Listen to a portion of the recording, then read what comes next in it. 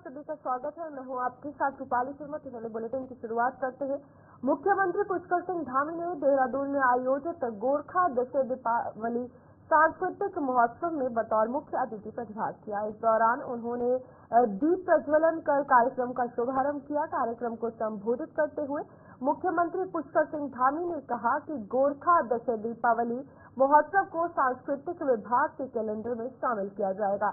इसके आयोजन के लिए सरकार बाकी मेलों की तरह अनुदान देगी और उन्होंने गोरखा संस्कृति के संरक्षण और संवर्धन के लिए हर संभव सहयोग का आश्वासन भी दिया है।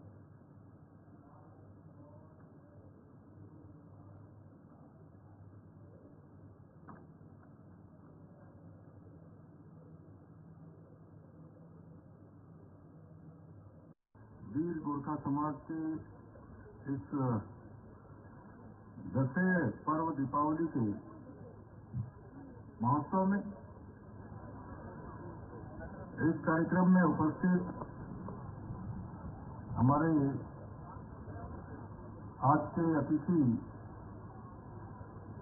नेपाल के राजदूत डॉक्टर सुरेंद्र थापा जी और अभी आपने जिनको सुना, यहाँ देहरादून में लंबे समय तक जो देहरादून के नगर पालिका महापालिका मेयर के रूप में भी उन्होंने लंबे समय तक काम किया है, ऐसे हमारे धर्मपुर क्षेत्र के लोकप्रिय विधायक आदरणीय विनोद चमोली जी, लेफ्टिनेंट जनरल राम सिंह प्रधान जी और वीर गोरखा कल्याण समिति के अध्यक्ष श्री कमल थापा जी, अध्यक्ष आंचलिक फिल्म एसोसिएशन चंद्रवीर गायत्री जी, विशाल थापा जी, सूर्य विक्रम शाही जी, टेकू थापा जी, श्री देवकला दीवान जी, सांस्कृतिक सचिव एवं समस्त हमारे पदाधिकारीगण, बड़ी संख्या में आए हुए सभी हमारे बड़े बुजुर्ग, सभी उपस्थित माताएं बहनें, सभी मेरे युवा नौजवान साथियों, सभी हमारे कलाकार बंधु जो इस कार्यक्रम में अपनी प्रस्तुति दे रहे हैं, हमारे सभी गोरखा बटालियन के हमारे सभी सैनिक, मैं सबसे पहले तो इस अवसर पर आप सभी को मैं अपनी ओर से आपके समस्त परिवारजनों को, सभी कुटुंबजनों को मैं बहुत बधाई देता हूं, बहुत शुभकामनाएं देता हूं और साथ ही इस पावन अवसर पर जब हम सब इस महोत्सव का आयोजन कर रहे हैं और जैसा कमल थापा जी ने बताया कि पिछले 8 वर्षों से लगातार यह आयोजन यहाँ पर अनवरत रूप से यहाँ पर आयोजित हो रहा है, आप सभी के जीवन में सुख शांति समृद्धि और आप सबके उत्तम स्वास्थ्य की कामना करता हूँ। नीति आयोग की टीम उत्तराखंड में 2 दिवसीय दौरे पर पहुंची, जहां पर मुख्यमंत्री पुष्कर सिंह धामी ने नीति आयोग टीम का स्वागत किया। नीति आयोग के उपाध्यक्ष मंडेरी और उनकी टीम सचिवालय स्थित मुख्यमंत्री कार्यालय पहुंचे, जहां नीति आयोग उपाध्यक्ष का मुख्यमंत्री ने स्वागत किया। इस दौरान उत्तराखंड के मुख्य सचिव राता रतूड़ी, शासन के आला अधिकारी भी मौजूद रहे। मुख्यमंत्री पुष्कर सिंह धामी ने कहा, सस्टेनेबल डेवलपमेंट गोल्स के मामले में उत्तराखंड देश में नंबर 1 रहा है। उत्तराखंड भले ही छोटा पहाड़ी राज्य हो, लेकिन उत्तराखंड में विकास के मामले में काफी कार्य किए जा रहा है। नीति आयोग के सहयोग से प्रदेश की योजनाओं को आगे बढ़ाने का कार्य किया जाएगा। उत्तराखंड में चल रहे कार्यों और योजनाओं को लेकर नीति आयोग की टीम के प्रोजेक्शन और प्रेजेंटेशन जो है वो दी गई। आपको बता दें कि इस प्रेजेंटेशन के दौरान सभी आला अधिकारी मौजूद रहे। देखिए, हमारे प्रधानमंत्री जी ने जो बाबा केदार के प्रांगण से, केदार धाम से, उनके मुख से निकले हुए शब्द कि 21वीं सदी का तीसरा दशक उत्तराखंड का दशक होगा, हम उस दिशा में बढ़ रहे हैं। उसी का परिणाम है कि हमारी जीएसडीपी भी बढ़ रही है, हमारी जो बेरोजगारी दर है वह भी कम हो रही है। हम बहुत सारे जैसे स्टार्टअप के क्षेत्र में पहले हम केवल अचीवर्स की श्रेणी में थे, आज हम लीडर्स की श्रेणी में आ गए हैं। निवेश करने वाले राज्यों में भी हमारा स्थान देश के प्रमुख राज्यों में आ रहा है। हर दृष्टि से आज हमारा राज्य आगे बढ़ रहा है। प्रधानमंत्री जी के वो कथन ऐसा लगता है कि वो उनके मुख से शिव रूपी शब्द थे जो धरातल पर उतर रहे हैं और आगे भी उतरते रहेंगे। मैं उसका उपाध्यक्ष हूँ। उसके दो खास जिम्मेवारियां हैं। एस्पिरेशनल डिस्ट्रिक्ट, एस्पिरेशनल ब्लॉक, और दूसरा जो कहते हैं SDG, सस्टेनेबल डेवलपमेंट गोल। बहुत खुशी की बात है कि जब हमने ये सस्टेनेबल डेवलपमेंट गोल्स की किताब कल पिछले साल निकाली थी, इसी साल जुलाई में, कि उत्तराखंड सबसे नंबर 1 है इसमें, तो इसका मुबारक देना चाहते हैं ऑनरेबल CM को। दूसरा, हम इधर हरिद्वार से आए और हरिद्वार डिस्ट्रिक्ट एक हमें एस्पिरेशनल डिस्ट्रिक्ट है, उसमें एक एस्पिरेशनल ब्लॉक भी है, और मेरी जिम्मेवारी है, बनता है कि मैं अपने आंखों से देखूं, अधिकारियों से बात करूं। तो और उन्होंने आरती का भी इंतजाम किया था, तो ये दौरा शुरू हुआ ये हरिद्वार डिस्ट्रिक्ट में, और आज माननीय CM ने हमें ये कर्टसी कॉल। मैं ये भी कहना चाहूँगा कि नीति आयोग का गवर्नेंस है कि गवर्निंग काउंसिल पे सब CM प्रेजेंट हैं, और मेरी ड्यूटी है कि हर CM को एक दफ़ा मैं उनको अपने राज्य में मिलूं। तो ये पहला ऑफिशियल विजिट है। हालांकि एक दफ़ा मंसूरी में चिंतन शिविर के लिए में, पर देहरादून में मैं उत्तराखंड को रेल मंत्रालय ने एक बड़ी सौगात दी है। यहाँ उत्तराखंड कुमाऊं मंडल के सबसे बड़े रेलवे स्टेशन लालकुआं से बम्बई के लिए ट्रेन सेवा शुरू होने वाली सोमवार को मुख्यमंत्री पुष्कर सिंह धामी हरी झंडी दिखाकर रवाना करेंगे। यहाँ एक निजी कार्यक्रम में हल्द्वानी पहुंचे कालाडूंगी विधानसभा के वरिष्ठ भाजपा नेता एवं पूर्व प्रशिक्षण प्रमुख मनोज पाठक ने लालकुआं से मुंबई के लिए रेल सेवा चालू होने पर प्रसन्नता जाहिर की है। उन्होंने कहा कि सूबे के मुख्यमंत्री पुष्कर सिंह धामी और नैनीताल सांसद अजय भट्ट के प्रयासों से कुमाऊं मंडल को बड़ी सौगात मिलने जा रही है। इसके लिए उन्होंने प्रधानमंत्री नरेंद्र मोदी एवं रेल मंत्री अश्विनी वैष्णव का आभार प्रकट करते हुए कहा कि इस ट्रेन के संचालन से लोगों का आवागमन में काफी सुविधा जो है वो मिलेगी। उन्होंने कहा कि इस ट्रेन से न सिर्फ बाहरी राज्यों से उत्तराखंड में पर्यटक आएगा, बल्कि उत्तराखंड के पहाड़ी क्षेत्र के लोगों को लंबी दूरी की ट्रेन मिलेगी और मुंबई में रहने वाले प्रवासी उत्तराखंडियों को भी फायदा मिलेगा। उन्होंने कहा कि सोमवार को प्रदेश के मुख्यमंत्री पुष्कर सिंह धामी इस रेल सेवा को हरी झंडी दिखाकर रवाना करेंगे। नरेंद्र मोदी जी ने विकास क्षेत्र के लिए उत्तराखंड को विशेष रूप से सौगात पर सौगात देने का ऐसा मन बनाया है जो व्यवहार में उतर रहा है। और माननीय हमारे मुख्यमंत्री जी, यशस्वी मुख्यमंत्री जी जिस तरह से लगातार मेहनत कर रहे हैं प्रदेश को आगे बढ़ाने के लिए, और उसका परिणाम यह है कि हमारे माननीय सांसद श्रीमान अजय भट्ट जी सब लोग मिलकर के परसों एक ट्रेन यहाँ से नहीं चलने वाली है, और वो बहुत बड़ी सौगात के रूप में हम सबको मिल रही है।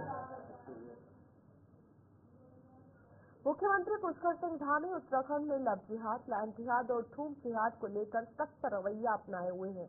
और आपको बता दें कि वह लगातार इस बात को दोहरा रहे हैं कि हम उत्तराखंड में इस तरह की घटनाओं को बर्दाश्त नहीं करेंगे।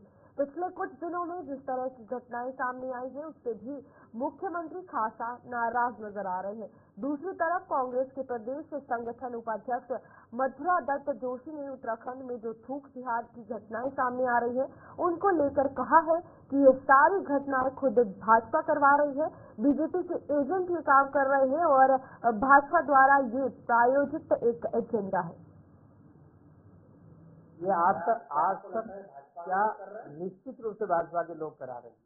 ये भाजपा के एजेंट हैं, ये भाजपा के द्वारा प्रायोजित लोग हैं, फिक्स किए गए हैं लोग बात।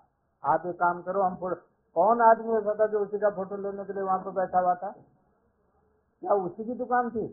दूसरी दुकान में क्यों नहीं मिल रहा है? मेरा आरोप है और मैं बिल्कुल पूरी जिम्मेदारी के साथ कह रहा हूँ, ये भाजपा का, क्योंकि जो मूल मुद्दे हैं प्रदेश के उनसे ध्यान भटकाने के लिए भाजपा इस तरह की निम्न स्तर की हरकत में आई है। शिक्षा विधायक तिलकराज बेहड़ के नेतृत्व में सैकड़ों कार्यकर्ताओं ने विद्युत विभाग द्वारा विद्युत उपभोक्ताओं से यहां स्मार्ट प्रीपेड मीटर लगाए जाने के विरोध में विद्युत उपखंड शिक्षा पर जोरदार प्रदर्शन कर नारेबाजी की।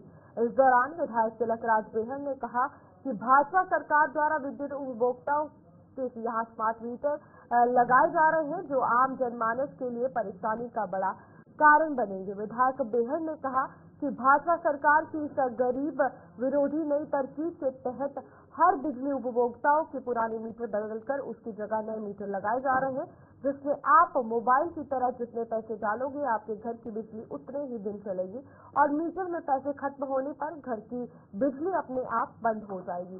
साथ ही इसमें आम जनता को विद्युत बिलों का और अधिक भुगतान करना पड़ेगा। उन्होंने कहा, भाजपा सरकार के इस जन विरोधी गलत निर्णय का कांग्रेस तो जोर विरोध करती है। हम बिजली हमको खुद पैदा करनी चाहिए, ज्यादा से ज्यादा करनी चाहिए, इसी पर प्रदेश की स्थापना हुई। पर आज बड़ा दुर्भाग्य है कि हम अपने प्रीपेड मीटर लगाने हैं। बिजली हमको सब्सिडी देनी चाहिए, यूनिटों को छूट देनी चाहिए, 300-400 यूनिट की छूट देनी चाहिए और जो प्रदेशों में बिजली 200-300 यूनिट पंजाब के लेकर दिल्ली तक छूट दी जाए। और या उनका प्रीपेड मीटर, रिचार्ज मीटर, कि जितनी बिजली पैसे जब डालोगे उतनी बिजली जलाओगे, तो मर जाएगा आम आदमी। ये छोटे छोटे दुकानदार मर जाएंगे, किसान मर जाएंगे, मजदूर मर जाएंगे, जो मजदूरी करते हैं उनके घरों में जब मीटर लग जाएंगे तो कैसे चलाएंगे बिजली लाइट। तो एक और आप है तो अनाज खरीदेंगे, एक और आप लूट रहे हो। तो आप उनको गरीबों के साथ भी अत्याचार कर रहे हो, किसानों के साथ कर रहे हो। आज मोटर बिजली के लगेंगे, बोरिंग है, किसान को पानी की जरूरत है, बेचारा टाइम पर टाइम जुगाड़ करके लगा लेता है। आप छब्बीस गर्दन दबाने जा रहे हो, काटने जा रहे हो। ये प्रीपेड मीटर किसी सूरत में स्मार्ट मीटर नहीं बर्दाश्त होगा। हम अपने विधानसभा में नहीं जाने देंगे, हम इसकी जांच करेंगे। माननीय विधायक महोदय अभी बिजली वितरण खंड शिक्षा में अपने साथियों के साथ यहाँ पर आए हुए थे। उन्होंने कुछ व्यापार हस्तगत नहीं कराया है और जो सभा हो रही थी तो सभा में वो कुछ स्मार्ट मीटर के संबंध में चर्चा की जा रही थी। तो इसमें मैं हमारे जो बिजली के सम्मानित उपभोक्ता हैं उनको ये अपडेट देना चाहूँगा कि जो स्मार्ट मीटर है वो निश्चित रूप से उपभोक्ता फ्रेंडली है और इसमें बहुत सारे आधुनिक और उपभोक्ता की सहूलियत की दृष्टि से फीचर उपलब्ध है, जिसमें कुछ मैं आपको बताना चाहूँगा। जैसे कि रीडिंग और बिलिंग में मानवीय हस्तक्षेप समाप्त हो जाएगा। किसी प्रकार की रीडिंग और बिलिंग के लिए उपभोक्ता को कोई समस्या नहीं होगी। 4% की इसमें जो विद्युत दर है उस पर छूट मिलेगी उपभोक्ता को। नए विद्युत संयोजनों में सिक्योरिटी जमा करने की बाध्यता नहीं होगी और 100 रुपये के रिचार्ज के आधार से भी उपभोक्ता अपनी बिजली चला सकते हैं। अवकाश के दिनों में उपभोक्ता की बिजली नहीं कटेगी। रिचार्ज जो मनी है वो जब खत्म होने की स्थिति में आएगी तो 2 दिन पहले उपभोक्ता को सूचना मिलेगी और उपभोक्ता अपनी खपत का स्वयं नियंत्रण और संज्ञान भी रख सकते हैं। ग्राम्य विकास विभाग की ओर से राष्ट्रीय ग्रामीण आजीविका मिशन के तहत देहरादून के रीजनल ग्राउंड में आयोजित सरस मेले की दूसरी शाम जागर सम्राट पद्मश्री प्रीतम भरतवाण के नाम रही। प्रीतम ने जागर और लोक गीतों से समा बांध दिया और लोक गीत पर दर्शक जमकर जो है वो नाचे। आपको बता दें कि इस मेले की अगर बात की जाए तो आप तस्वीरों में देख सकते हैं कि लोग किस तरीके से इस लोकगीत पर नाचते हुए नजर आ रहे हैं। भरतवाण ने आपको बता दें कि सांस्कृतिक संध्या की शुरुआत जागर से की। दोपहर को पशुपालन संगोष्ठी का आयोजन देखने को मिला और सरस मेले में दिन के समय पशुपालन और डेयरी विकास विभाग ने गोष्ठी कराई। इसका शुभारंभ मुख्य पशु चिकित्सा अधिकारी विद्यासागर कापड़ी ने किया। इस दौरान पशुपालन को बढ़ावा देने पर भी जोर दिया गया।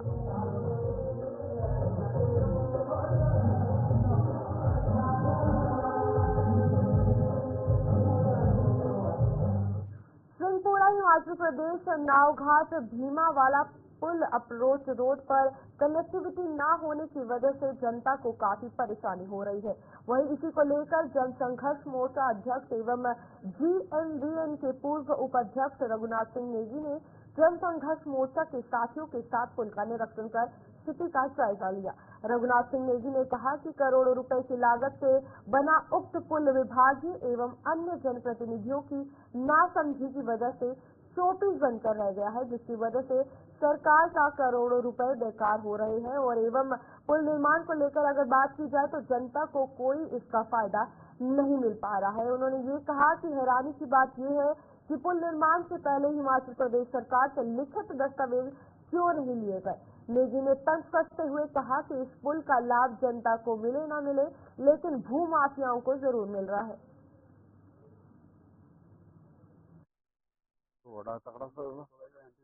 हाँ, वो तो बड़ी उसी से दरअसल ये जो सिंहपुरा हिमाचल प्रदेश और नावघाट भीमावाला का जो उत्तराखंड की सीमा से लगा हुआ ये पुल बना है, इसको उत्तराखंड सरकार ने बनाया और मैं समझता हूँ इसमें अब तक हिमाचल प्रदेश सरकार से जो भूमि अर्जन की कार्रवाई है, जो अधिग्रहण की कार्रवाई है, वो अब तक शायद नहीं हुई है। तो ये पुल बनके तो तैयार हो गया, करोड़ों रुपए की लागत से जो बना है पुल, मैं समझता हूँ ये सफेद हाथी बनकर के रह जाएगा।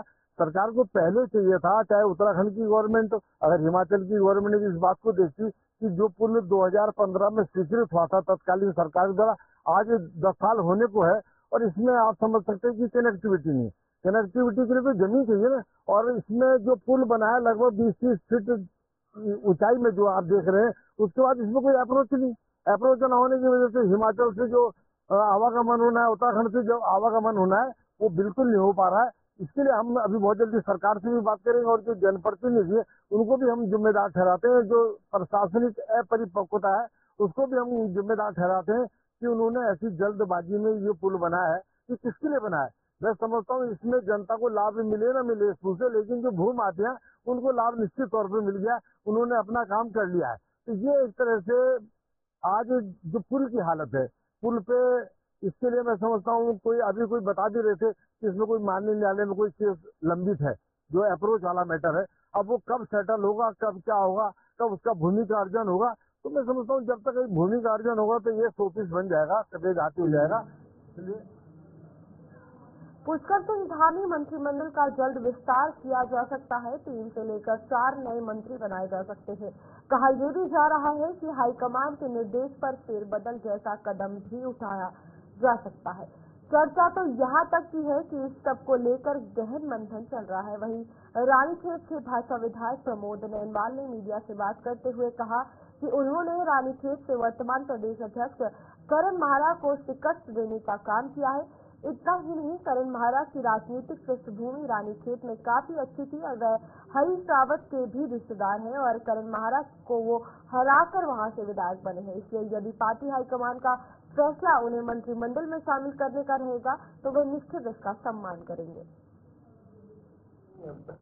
राजनीति के क्षेत्र में तो बहुत आभारी हूँ हमारे माननीय मुख्यमंत्री जी का और केंद्रीय नेतृत्व का कि मुझ जैसे बहुत सामान्य से परिवार के व्यक्ति को टिकट दिया और उस जनता का भी आभार व्यक्त करता हूँ कि जिन्होंने इतने बड़े राजनीतिक रसूख वाले व्यक्ति के सामने मुझे जिताया और अब मेरा पार्टी और संगठन में जब मुझे इतना सम्मान दिया, इतना प्यार दिया, इतना आशीर्वाद दिया है, वो जो भी आदेश मुझे देगी तो मैं उसको पैदा को बड़ा स्वीकार करूँगा। देवभूमि उत्तराखंड में चल रही 4 धाम यात्रा में भारी संख्या में श्रद्धालुओं का आना जारी है, जिसके बाद अब धामी सरकार की तरफ से चारों धामों के कपाट बंद होने की तारीख घोषित की जा चुकी है। इस बात पर उत्तराखंड के पर्यटन मंत्री सतपाल महाराज ने कहा कि 1 नवंबर को गंगोत्री धाम के कपाट बंद होने वाले हैं और यमुनोत्री और केदारनाथ धाम के कपाट 3 नवंबर को बंद होंगे। साथ ही उन्होंने कहा कि तुंगनाथ धाम के कपाट 4 नवंबर को और बद्रीनाथ धाम के कपाट 17 नवंबर को बंद हो जाएंगे। 1 नवंबर को गंगोत्री धाम के कपाट बंद हो रहे हैं, यमुनोत्री के 3 नवंबर को, तुंगनाथ के 4 नवंबर को, बद्रीनाथ धाम के 17 नवंबर को और केदारनाथ धाम के 3 नवंबर को कपाट बंद हो रहे हैं। तो जो भी दर्शनार्थी दर्शन करना चाहें वो पहले पहुंच के दर्शन कर सकते हैं।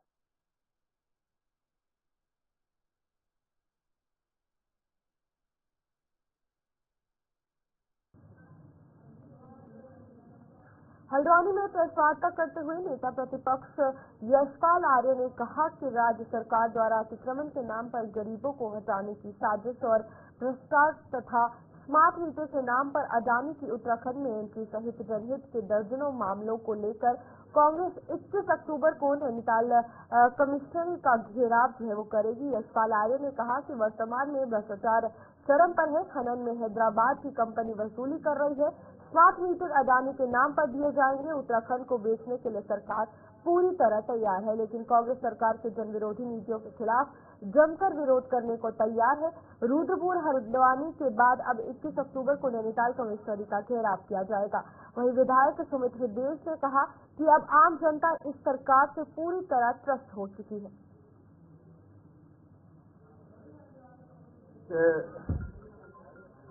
उत्तराखंड की भारतीय जनता पार्टी की सरकार अहंकार में मदमस्त होकर जन विरोधी फैसले ले रही है। पूरे प्रदेश में भ्रष्टाचार व्याप्त है। कानून व्यवस्था पूरी तरह से भंग हो चुकी है, ध्वस्त हो चुकी है। आपदा से पूरा प्रदेश प्रभावित है। सड़कें गड्ढों से पटी पड़ी हैं। माननीय मुख्यमंत्री के आदेश के बावजूद भी, तारीख तय करने के बावजूद भी सड़कों की बदहाल दशा है और यहाँ की नदियों को बेच दिया गया है। आज ट्रांसपोर्टर, जो व्यवसायी हैं, जो मजदूर हैं, वह सड़क पर उतरने को मजबूर हैं, लड़ाई लड़ने जा रहे हैं। स्मार्ट मीटर के नाम पर जनता के कमजोर तबके का, जो गरीब है, जो मध्यम वर्ग है, उनको और ज्यादा महंगाई की मार झेलनी पड़ेगी। सरकार यह चाहती है।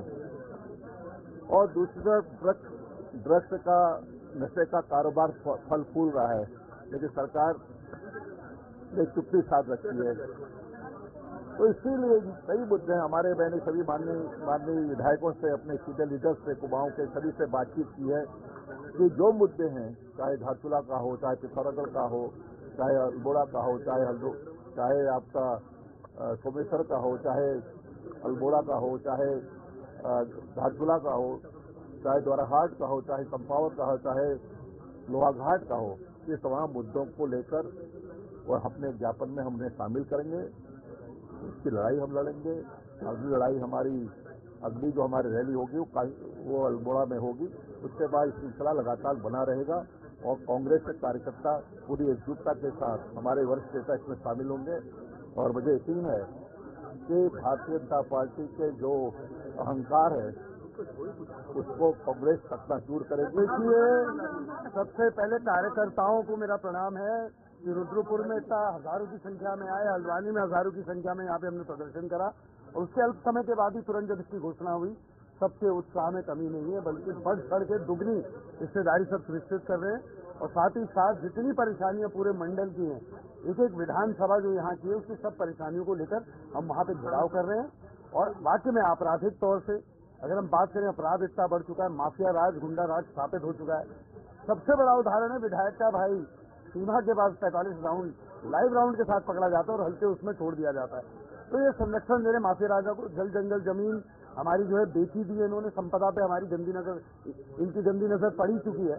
तो इससे हमारी संपदा को भी बेच देंगे और भ्रष्टाचार का जो इन्होंने दानव राज यहाँ पे दिखा रखा है, उसके विरुद्ध हजारों 20 नवंबर को केदारनाथ विधानसभा में उपचुनाव होना है, जिसको लेकर कांग्रेस एक्टिव मोड में नजर आ रही है। केदारनाथ के अगस्त्यमुनि में कांग्रेस के पर्यवेक्षकों की महत्वपूर्ण बैठक चल रही, जिसमें सीनियर ऑब्जर्वर गणेश गोडियाल, उपनेता प्रतिपक्ष भुवन कापड़ी, लखपत बुटोला, विदेन्द्र जाति समेत तमाम कार्यकर्ता मौजूद रहे। इस बैठक को लेकर कांग्रेस प्रदेश उपाध्यक्ष मथुरा दत्त जोशी ने जानकारी दी। उन्होंने कहा कि अखिल भारतीय कांग्रेस कमेटी द्वारा नियुक्त पर्यवेक्षकों की टीम केदारनाथ गई है और कार्यकर्ताओं से रायशुमारी चल रही है। उन्होंने बताया कल या परसों तक पर्यवेक्षकों की रिपोर्ट प्राप्त हो जाएगी, जिसके बाद पार्टी हाईकमान को रिपोर्ट भेजेगी और साथ ही 22 तारीख से नामांकन की प्रक्रिया शुरू होनी है। ऐसे में 22 से पहले उम्मीदवार की घोषणा भी हो जाएगी।